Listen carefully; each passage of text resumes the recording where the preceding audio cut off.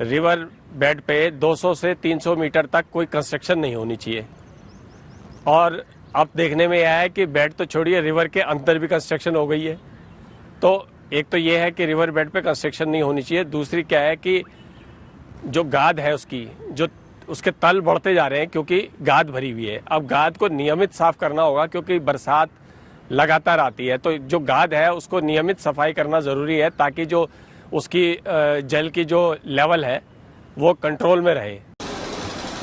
हम सब काफी हद तक सनातनी यहाँ उपस्थित हैं और हम, हमारे पिता, हमारे पूर्वज गंगा जी की महिमा और गंगा जी की जो संस्कृति गंगा जी ने प्रदान करी उससे लाभान्वित हुए हैं, उसके प्रति हमेशा श्रद्धा रखते हैं।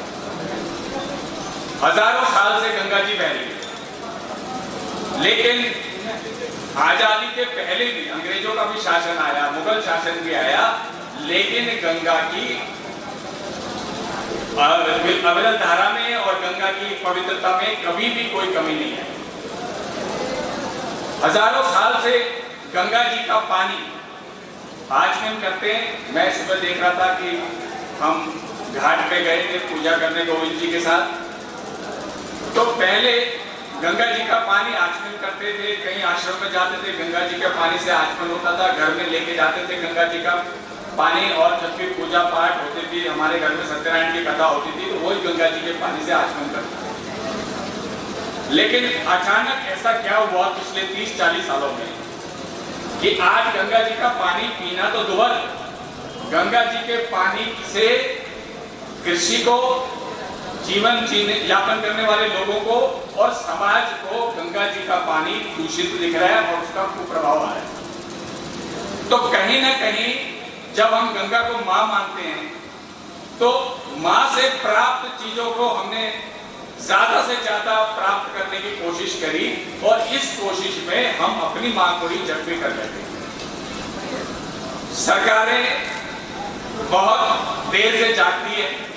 1974 में सबसे पहले सरकार ने जल प्रदूषण अधिनियम पास किया। उससे पहले जल प्रदूषण नाम की कोई कल्पना थी नहीं सरकारों के पास, क्योंकि गंगा या यमुना का भी नीला पानी बहुत स्वच्छ था, साफ था, तो जाहिर तौर पर सरकारों ने कभी सोचा ही नहीं कि इस पानी का भी शोधन करने की आवश्यकता पड़ेगी, वरना ये जीवन के लिए खतरा हो जाएगा।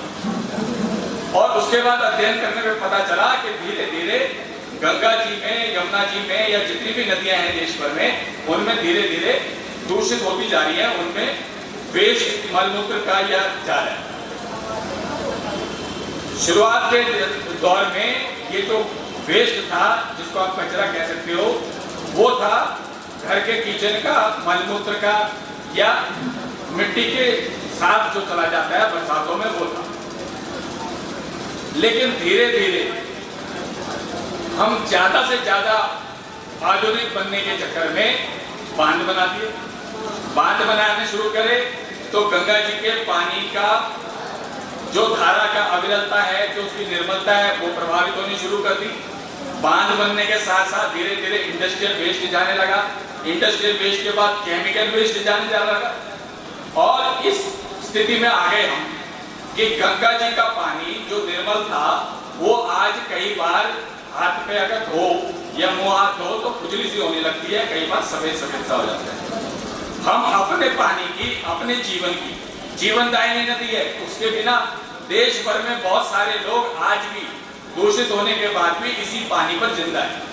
लेकिन हम अपने पानी, अपने जीवन की सुरक्षा के प्रति सजग नहीं है। हम सब लोग, सरकार की बात बाद में आती है, उससे पहले समाज की भी ये बहुत बड़ी भूमिका रही, जो गंगा इस कदर प्रदूषित होती चली गई। और तात्कालिक उसके लिए प्रयत्न हुए। तात्कालिक प्रयत्न क्या हुए कि गंगा दूषित हो गई तो जो प्रदूषण पानी शोधन को एसटीपी लगा दो तो गंगा जी रुक जाएगी। लेकिन एसटीपी लगाने से अगर 4 एसटीपी लगते हैं तो 40 गुना पानी पहले ही लगातार उसके केवल 4 लगाने से या 40 लगाने से या शोधन का कोई प्रबंधन करने से आप 100% कर नहीं सकोगे। और थोड़ा सा भी केमिकल वेस्ट जाएगा तो गंगा जी फिर से उसमें प्रभावित हो जाएंगे। तो मित्रों, इसके लिए एक सबसे बड़ी जरूरी आवश्यकता है, वो है समाज के जागरण। एक संवाद है, ये संवाद है समाज के साथ, ये संवाद है व्यवस्था के साथ, और ये संवाद है तात्कालिक ग्राउंड रिपोर्टिंग के आधार पर, अध्ययन के आधार पर पूरे विश्व के साथ, पूरे देश के साथ कि हमारी नदी और हम अपनी नदी को खुद ही साफ कैसे कर सकते हैं, हम अपनी नदी का सुधार कैसे कर सकते हैं। एक होता है कि आप किसी मुद्दे को लेकर केंद्र सरकार या राज्य सरकारों के खिलाफ धरना प्रदर्शन करो, पथराव करो, हो हल्ला मचाओ और उनसे अपनी मांगे मनवाने की कोशिश करो। और एक होता है कि भैया तुम काम करो या न करो, या जो तुम कर रहे होंगे अपनी तरफ से ठीक ही कर रहे होंगे, हमारा काम है समाज को खड़ा करना कि समाज जिस दिन खड़ा हो जाएगा उस दिन गंगा जी की पवित्रता में सरकार के दखल की कोई जरूरत नहीं होगी। समाज और तट पे रहने वाले लोग खुद ही सजग होकर उस गंगा की स्वच्छता को देख लेंगे, उसकी व्यवस्था कर लेंगे, कोई सरकार की जरूरत नहीं। हमारी व्यवस्था बड़ी गजब की है। हम क्या करते हैं, सरकार या व्यवस्था पहले गंगा जी को खराब करते हैं, प्रदूषित, फिर उसके स्वच्छता के लिए पैसे खर्च करते हैं, योजनाएं बनाते हैं। अगर हम पहले ही उसको प्रदूषित न करें तो करोड़ों रुपए, हजारों करोड़ रुपए उसके जो स्वच्छता पे लगे वो जनता के, समाज के भलाई के लिए, उनके विकास के लिए लगेंगे। लेकिन हम ऐसा नहीं करते, पहले होने देते हैं गड़बड़ी को, फिर उसको ठीक करने के लिए या रफू करने की कोशिश करते हैं। घर का पानी जो सीवरेज है, मैंने दिल्ली में कई जगह देखा, किचन गार्डन्स की कल्पना जो है उसमें क्या होता है कि घर का आपका जो किचन का पानी वो है निकला है पानी, और जो आपका जो मलमूत्र का पानी बाथरूम का निकला है वो किचन गार्डन में उपयोग करने से कई लोगों का मैंने देखा फार्म हाउस में बहुत बढ़िया खेती होती है, यूरिया की जरूरत नहीं होती, और अच्छे प्रकार की खेती वो अपने यूज के लिए भी और बेचने के लिए भी उसको कर लेते हैं। हम अपना घर का शोधन का पानी गंगा जी में डाल रहे हैं, उसका उपयोग ही नहीं कर रहे। खेत वाले जो है गंगा जी से नहर खोद रहे हैं, नहर खोदने में पैसा खर्च कर रहे हैं और हम डाल के खराब कर रहे हैं, उसके शोधन में पैसा लग रहे हैं। हमारा किचन का पानी, हमारा दूसरा पानी जो केमिकल वेस्ट नहीं है, अगर उसको हम खेत में यूज करेंगे तो एक तो यूरिया की जरूरत नहीं है, ऑर्गेनिक हो जाएगा, दूसरा उससे अच्छी फसल होगी और उसका गंगा जी में न जाने से दूषित नहीं होगा, पानी शुद्ध रहेगा। तो बहुत सारी ऐसी कल्पनाएं, ऐसी योजनाएं हो सकती है। मैं तो एक साधारण सा कार्यकर्ता हूं, लेकिन बहुत सारे एक्सपर्ट बहुत सारी योजनाएं बताते हैं। मैं यही निवेदन आपसे करना चाहता हूं कि हम अपने स्तर पर सुधार के लिए खड़े हों और अपने स्तर पर अपने को नियंत्रित करें। निश्चित तौर पर गंगा स्वच्छ हो जाएगी और कोई प्रदूषण बाकी नहीं रहेगा। गंगा मां हमारी सबकी शुभकामनाएं, मनोकामनाएं पूरी करेंगी। कि जब कॉमनवेल्थ गेम्स हो रहा था जी। तो कॉमनवेल्थ गेम्स से पहले, क्योंकि मैं इंजीनियरिंग डिपार्टमेंट का हेड था, हाँ। तो कॉमनवेल्थ गेम्स मैं उसको सुपरवाइज कर रहा था। तो कॉमनवेल्थ गेम्स के टाइम पर जब कंस्ट्रक्शन शुरू हुई, चाहे वो कॉमनवेल्थ गेम्स हो, चाहे विलेज हो, चाहे और भी हो, हाँ। तो ओखला से लेकर वजीराबाद तक यमुना, पहले नियम तो ये है कि रिवर बेड के 200 मीटर तक कोई कंस्ट्रक्शन नहीं होनी चाहिए, ठीक है। लेकिन वो धीरे धीरे नियम टूटता चला गया, बेड तक चले गए। जी। लेकिन कॉमनवेल्थ गेम्स के आसपास से तो विद इन यमुना भी आज 40% यमुना कंस्ट्रक्टेड है। उसमें एक कंस्ट्रक्शन तो ये हुआ कि ओखला से वहां तक जैसे जैसे जब कॉमनवेल्थ गेम्स बनने लगा, लोगों ने कहा अपने घर भी बना लो, तो घर बढ़ा लिए। दूसरा सबसे महत्वपूर्ण बात यह है कि डेवलपमेंट की चाह में हमने मेट्रोस और पुल उसके लिए कंस्ट्रक्शन किया, उसके लिए पिलर्स डाले। तो इससे क्या हुआ, अभी एक तो पक्ष हुआ ये, दूसरा अगर आपने 2-3 दिनों से देखा होगा तो ITO बैरेज के 5 जो जाम्स हैं उसको लेकर बात हो रही है। आप ये समझिए कि 27 आउटफ्लो से जब पानी इतना निकला, अगर 32 के 32 खुले होते तो पानी शायद उतना रुकता नहीं। तो एक तो सबसे बड़ा पक्ष ये है कि यमुना में आज की डेट पे यमुना बेड नहीं, विद इन यमुना भी मोर देन कंस्ट्रक्शन हो गया है। और उसके लिए देखिए इरिगेशन डिपार्टमेंट है, और जैसा इसकी भी मैं समस्या आपको बताता हूं। बता रहे थे कि जो गराजेस हैं वो गेट्स बंद हैं और किसी को पता नहीं कि वो खोला कैसे जाएगा। अब वहाँ पे सेना आई हुई है। हरियाणा के पास ITO बैरेज, जबकि ITO से हरियाणा कोई लेना देना नहीं। दूसरी सबसे बड़ी बात है कि उस समय भी हमने इसमें एक प्रॉब्लम ये भी है कि इरिगेशन के पास तो है यमुना का फ्लड प्लान, जो डेमोलिशन करनी है वो करनी है MCD ने, और तीसरा जो लॉ एंड ऑर्डर है वो करना है सेंटर ने। तीनों की जब तक एजेंसी यूनाइट होके हमने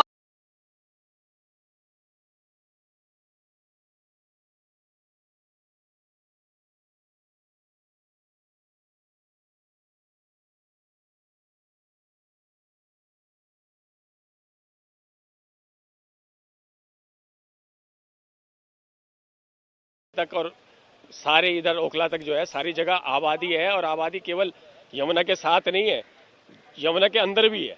कई जगह यमुना के अंदर भी एनक्रोच करके रेजिडेंस हो गए, दुकान बन गई। और जबकि ये नियम है कि रिवर के 200 मीटर तक कोई कंस्ट्रक्शन नहीं हो सकता, लेकिन अब तो अंदर भी है, तो जाहिर तौर पर दोहरा प्रभाव पड़ रहा है। एक तो इस बार बरसात बहुत ज्यादा हो रही है, और दूसरी बात अंदर एनक्रोचमेंट होने की वजह से जो धारा की अविरलता है वो प्रभावित हुई है। बरसात मानसून से पहले नाले साफ करा लिए, मानसून से पहले जो ऐसे पॉइंट्स हैं संवेदनशील, वहां पर जो है मोटर लगा ली पानी एवोकेट कराने के लिए। तो ये एक टेम्परेरी प्रोविजन होता था जिसके लिए वाटर लॉगिंग के लिए। लेकिन अब क्या है कि पिछले 1-1.5 साल से क्लाइमेट चेंज की वजह से सर्दी में भी बारिश आ रही है, गर्मी में भी आ रही है, और बरसात में तो आ ही रही है, अधिकता आ रही है। तो अब आज तक का जो प्रोसीजर था टेम्परेरी प्रोविजन का, वो अब शायद नहीं चलेगा। अब स्थायी रूप से वाटर एवोकेशन के लिए हमें कोई पॉलिसी बनानी पड़ेगी, और अभी लेटेस्ट मास्टर प्लान आ रहा है उसमें भी ये नहीं है। तो जाहिर है कि अब दिल्ली ही नहीं, इसमें गुड़गांव और आसपास के स्टेट्स में भी देखा गया है कि इस बार वहां भी पहली मंजिल तक पानी आ गया। तो इसका मतलब ये है कि अब ये विषय पर सरकार को गंभीरता से विचार करना चाहिए। जहां तक दिल्ली की बात है, तो दिल्ली के साथ तो दोहरी स्थिति है। एक स्थिति ये है कि दिल्ली के ड्रेन्स का आउटफ्लो यमुना में होता है और कहीं है नहीं, दिल्ली बहुत सीमित है। तो जैसे ही यमुना ओवरफ्लो होगी तो आउटफ्लो भी रुक जाएगा, वो बैक मार सकता है, और वहां पे ड्रेनेज सिस्टम किसी भी बेहतर से बेहतर भी हो तो वो किसी काम का नहीं है। तो दिल्ली को एक तो इस तरीके से सोचना पड़ेगा, और दूसरी बात कि यमुना में अगर पीछे से पानी आ रहा है तो उसके बैरेक्स, अभी जैसे एक बैरेक से आ रहा है और दूसरे और भी हैं, लेकिन उसके लिए ज्यादातर जगह पानी को रोक रोक के पास को समझ है कि दिल्ली के लिए कोई बाहर का दरवाजा नहीं है, हमें जो कुछ भी करना है अपनी दम पर करना है।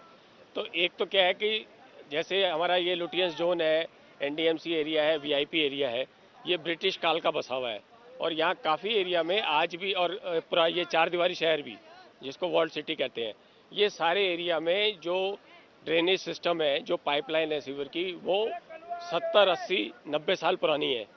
तो जाहिर तौर पर उसके बावजूद वो बेहतर काम कर रही थी।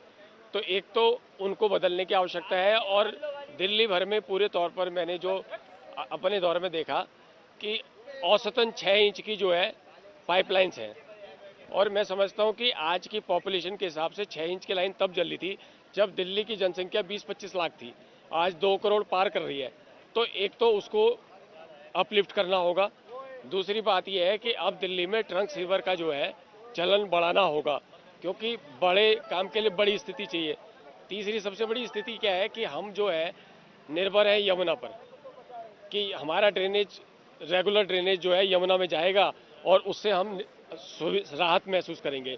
लेकिन अगर ऐसी स्थिति भविष्य में हुई या बार बार हुई कि यमुना ओवरफ्लो कर गई उससे और ड्रेनेज सिस्टम फेल हो गया, तो उसके लिए भी समानांतर एक व्यवस्था करनी पड़ेगी।